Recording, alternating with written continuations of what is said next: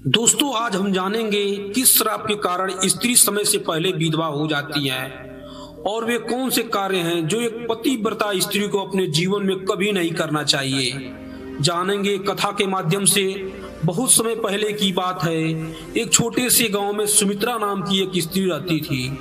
वह बहुत धार्मिक, सौम्य और अपने परिवार के प्रति समर्पित थी। उसका पति नरेश एक ईमानदार किसान था। दोनों का जीवन खुशहाल था, लेकिन सुमित्रा एक सवाल से परेशान रहती थी। क्यों कुछ स्त्रियां समय से पहले विधवा हो जाती हैं? एक दिन सुमित्रा ने गांव के बुजुर्ग संत से यह सवाल पूछा। संत ने मुस्कुराते हुए कहा, इस सवाल का उत्तर मैं तुम्हें एक कथा के माध्यम से दूंगा। इसे ध्यान से सुनो। बहुत पहले स्वर्गलोक में भाग्य, कर्म और समय के देवता आपस में चर्चा कर रहे थे। भाग्य ने कहा, मनुष्य का भाग्य पहले से लिखा हुआ है, उन्हें वही प्राप्त होगा जो उनके लिए तय होगा।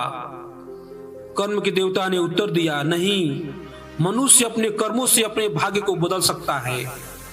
समय के देवता ने हस्तक्षेप करते हुए कहा, भाग्य और कर्म दोनों समय के अधीन हैं। सही समय पर सही कर्म ही भाग्य को तय करते हैं।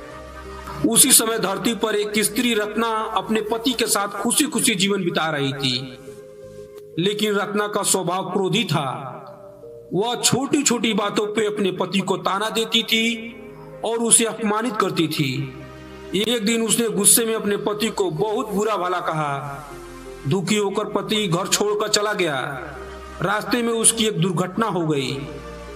रत्ना रोते रोते देवताओं को कोसने लगी, मेरे पति की मृत्यु क्यों हुई? क्या ये मेरे भाग्य में लिखा था? भाग्य ने उत्तर दिया, यह तुम्हारे भाग्य में था। कर्म ने कहा, लेकिन तुम्हारे क्रोध और अपमान ने इस भाग्य को जल्दी बुला लिया। समय ने कहा, यदि सही समय पर तुमने संयम रखा होता तो यह घटना टल सकती थी।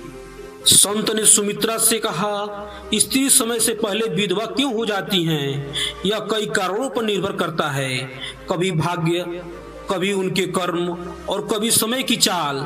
इसलिए मनुष्य को अपने कर्मों और व्यवहार पर ध्यान देना चाहिए। गलत समय पर किया गया छोटा सा कर्म भी बहुत बड़े परिणाम ला सकता है। सुमित्रा ने यह बात अपने जीवन का आधार बना ली और अपने व्यवहार में हमेशा संयम और प्रेम रखा। इस कथा से हमें यह सीख मिलती है कि भाग्य, कर्म और संयम का संतुलन हमारे जीवन को आकार देता है। किसी भी स्त्री या व्यक्ति के जीवन में विपत्ति क्यों आती है, इसका कारण उनके पिछले कर्म, वर्तमान आचरण और समय की चाल होती है।